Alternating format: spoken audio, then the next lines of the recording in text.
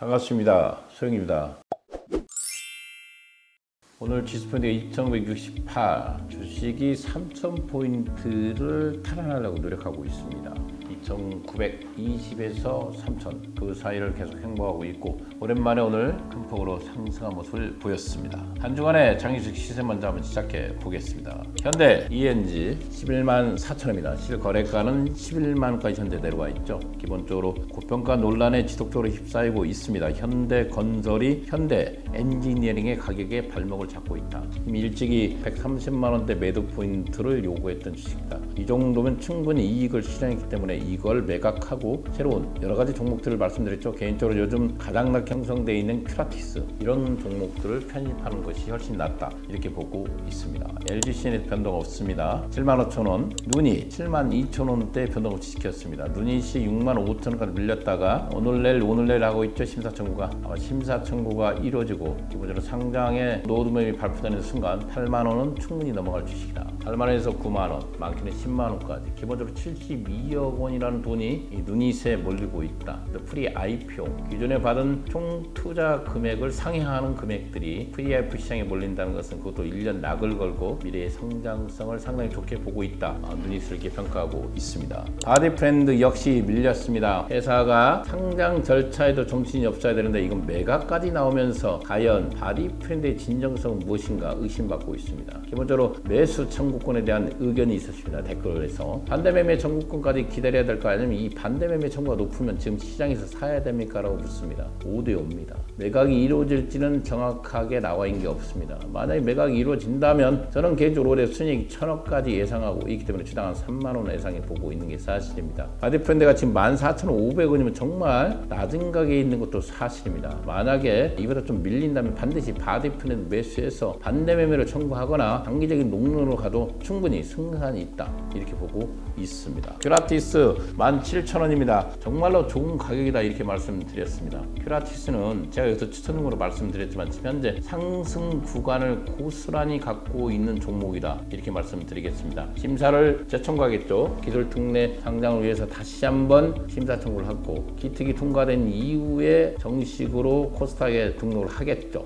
심사가 통과될 것이고 그리고 상장될 것입니다. 그래서 이런 1차, 2차, 3차 구간들 상승의 구간들을 큐라티스는 고스란히 갖고 있는 상태에서 현재 계획 백신 이상이 시각청에서 허가를 대기하고 있는 상태에서 mRNA 시장에서 최강의 생산 라인을 구축한 큐라티스의 역할은 대단히 커질 것이다. 지금 이 가격이 밀리면 밀릴수록 계속해서 적극적으로 편입해도 되는 종목이다 이렇게 말씀드리겠습니다. 에이프릴은 변동 없습니다. 피바 리퍼블리카 상당히 공격적입니다. MZ세대의 대표적인 투자라고 보고 있고 계속해서 추천해 드리고 있습니다. 피바 리퍼블리카는 토스뱅크, 토스증권 이렇게 많은 곳곳에 금융 플랫폼들을 구축하고 20대와 30대들부터 가장 많이 사랑받는 금융 플랫폼으로 성장하고 있다. 만원 올랐으니 10만원까지 올라와 있습니다. 야놀자 풍부한 자금을 가지고 있죠. 2조 원의 비전 펀드의 자금을 갖고 계속적으로 M&A 시장에 기획거리고 있고 새로운 기업의 펀더멘탈을 만들기 위해서 노력하고 있다. 이 가격대도 나빠 보이지 않다. 저는 이렇게 보고 있습니다. 하나도 변동 없이 100만원 지켰고요. SK에코프렌트 82,500원 변동 없었습니다. K뱅크 16,800원 변동 없이 마쳤습니다. 이렇게 한 주간 시세를 마무리해보고요. 증권보라도 비상장이 10월달 인코 키워드를 좀 발표했네요. 탑 20을 발표했는데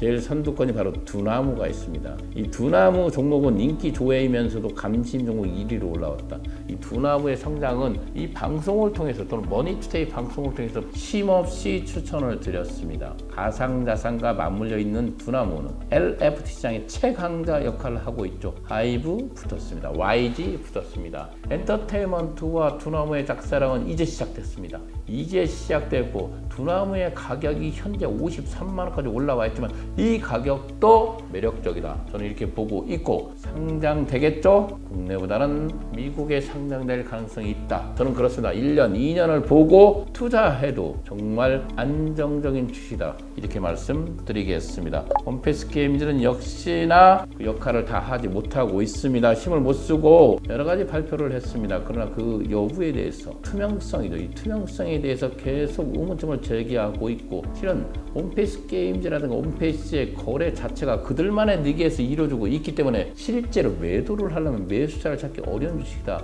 이런 질문이 많습니다. 이유는 홈페이스 게임즈와 홈페이스는 묶어져 있는 상태에서 그 주주들 간의 거래가 가장 활발한 종목이지, 일반 대중들까지 사랑받기는 아직 투명성을 확보하기가 좀 멀었다, 이렇게 보고 있습니다. 나스닥 스펙 상단까지 나왔지만 도리어 주식은 뒤로 밀리는 모습을 보였다, 이렇게 말씀드리겠습니다. 비바 리퍼블리카 좋죠. 좋은 주식들이 상위를 랭크하고 있습니다. K뱅크, 카카오페이 상장됐고, 야놀자, 피son코리아, 엔캠, 홈페이스, 이 선별적으로 볼 필요가 있습니다. 홈페이스라든가 GND파마는 기본적으로 저희가 투자를 권하지는 않습니다. 먼저 그들만의 리그, 그 주주들만의 리그에서 움직인 주식이기 때문에 이 정보가 국한돼 있다, 한정돼 있기 때문에 일반 개인들이 선뜻 투자하기는 리스크가 있다, 이렇게 말씀드리겠습니다. 그 뒤를 이어서 여러 종목들이 나오고 있지만 인기 종목과 또는 관심 종목이 그 회사의 좋은 척도를 말하는 것은 아닙니다. 단지 참고에 지나지 않는다, 이런 말씀을 드리기 위해서 일부러 중국으로서 비상장의 10월 인기조의 탑 20과 관심 종목 추가 탑 20을 여러분 앞에 말씀드렸습니다.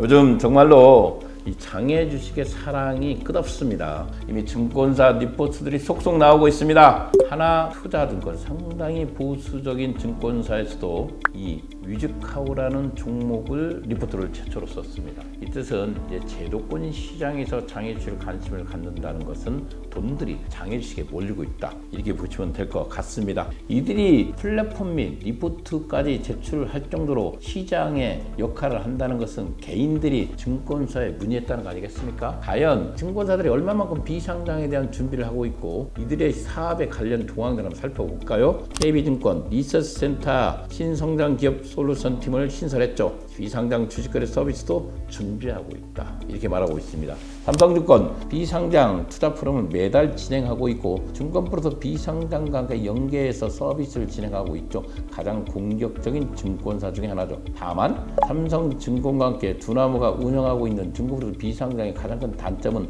너무 높은 수수료입니다.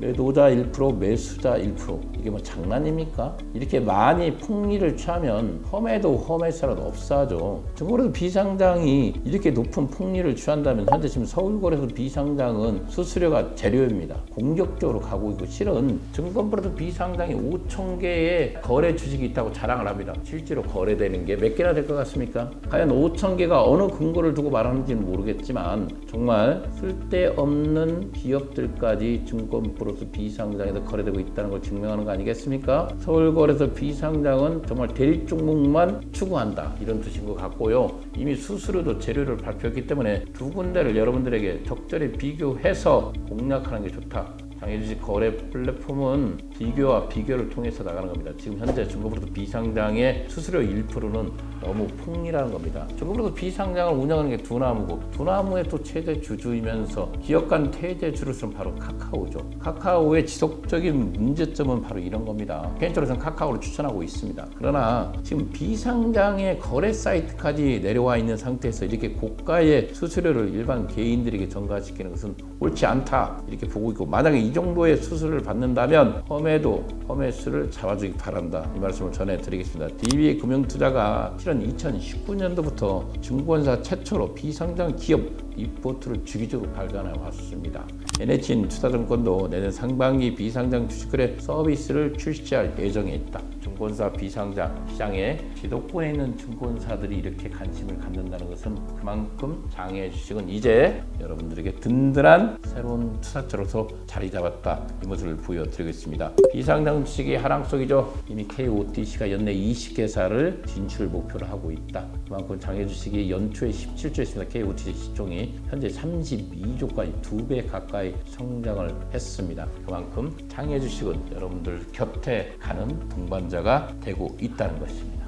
오늘 여러분들에게 개인적으로 수차 추천드렸던 두나무 주식이 LFT 시장, 대체 불가능한 토큰 시장의 넘버원의 시장을 장악할 수 있다는 것을 여실히 보여주고 있습니다. 1등과 1등의 만남이죠. 하이브와 두나무, LFT 뛰어든다. 여기에 YG까지 참여를 하고 있습니다. 업비트라는 놀라운 가상거래, 국내의 독보적인 일이죠. 비성과는 차이가 납니다. 1, 2장 차이는 너무 크기 때문에 이 두나무가 벌어들이고 있는 현재 영업이익은 천문학적인 금액입니다. 여기에 엔터테인먼트의 최강자 하이브와 또는 YG가 이 두나무와 손을 잡고 LF 시장에 뛰어들었다. 새로운 먹거리로 충분합니다. 두나무의 사업의 영역이 비단 업비트라는 가상자산 거래소를 벗어나서 새로운 먹잇감이 등장한 것이죠. 두나무의 비상은 이제 막 출발하였다. 이렇게 보시면 될 것 같고요. 지금 가격도 저는 개인적으로 상당히 매력적이다. 이렇게 보고 있습니다. 심지어 넷플릭스 드라마의 최강자 A스토리가 또다시 두나무와 손을 잡았다는 기사 연일 쏟아지고 있습니다. 두나무와 연대되고 있는 회사들이요. 이 두나무 정말 비상장에 있는 보물 같은 주식이다. 이미 2021년 추천 종목으로서 두나무를 선정해서 추천 종목으로 말씀드렸습니다. 이제 출발점에 있다. 이 두나무의 성장성을 보시면 될 것 같습니다. 요즘 그렇습니다. 젊은 갑부들 가장 많이 투자하는 게 바로 주식과 가상화폐 시장입니다. 특히 이 주식 시장에서 이 젊은 20대, 30대들이 이 장외 주식에 뛰어들었다는 거 알고 계십니까? 얼마 전에 있었던 카카오페이 182만 명, 전라남도 인구가 184만 명, 185만 명입니다. 그 인구만큼 사람들이 공모시장에 뛰어들었습니다. 이 중 2명 중에 1명은 바로 20대, 30대입니다. 이 공모주 시장까지 이미 MZ세대가 장악했지만 젊은 갑부들, 특히 돈이 많은 사람들 이미 장외 시장에 진지게 들어와서 시장을 리더하고 있습니다. 부자들은 젊을수록 장외 주식에 투자한다. 이건 사실입니다. 이 장외 주식이 그만큼 매력이 있다는 것이죠. 장외 주식은 안전한 투자처라는 것을 이미 이 방송을 통해서 수차 강조해 드리고 있습니다. 그러면 지금 어떤 종목에 투자를 해야 될까요? 유행의 출발점에 있는 건 바로 어디겠습니까? 바로 메타 관련주입니다. 메타와 관련되고 있는 비상장 관련 주식들이 폭발적으로 지금 올라가고 있습니다. 이제 이런 주식들은 시작에 불과하다. 이렇게 말씀드리겠습니다. 마이크로소프트와 페이스북 두 회사가 2021년에 선택한 키워드가 바로 메타버스입니다. 메타버스는 가상초를 의미하는 메타와 우주를 의미하는 유니버스의 합성으로 3차원 가상세계를 뜻하고 있습니다. 최근 페이스북이 회사명을 메타로 변경하며 가상현실 중심의 메타버스 사업에 집중하겠다고 밝혀 화제가 되고 있죠. 이게 바로 메타의 출발점을 말하고 있습니다. 이 메타가 사람들이 그럽니다. 반짝 유행하고 끝나는 거 아니냐? 아닙니다. 마이크로소프트와 페이스북은 세계적 다국적입니다. 전 세계의 리더 기업들이 진정성을 가지고 메타버스의 미래를 이야기하고 있습니다. 심지어 회사 이름을 페이스북은 메타로 변경하였다고 합니다. 이럴 때 비상장에 있는 메타버스 관련주들은 이제 출발점이 있고 지금 현재도 가격이 폭등하고 있지만 앞으로 더 많이 폭등할 가능성이 있기 때문에 이런 종목들을 찾아서 공략하는 것 40대, 50대, 60대보다는 바로 20대, 30대에게 가장 적합한 주식은 바로 장외 주식입니다. 이 장외 주식에는 여러분들의 미래와 여러분들의 희망을 담을 수 있다. 이렇게 말씀드리겠습니다. 실은 고위험입니다. 그러나 고수익이 있는 곳이 바로 장외 주식이기 때문에 누구나 한 번쯤은 이 장외 주식에 도전해 보길 바라겠습니다. 감사합니다.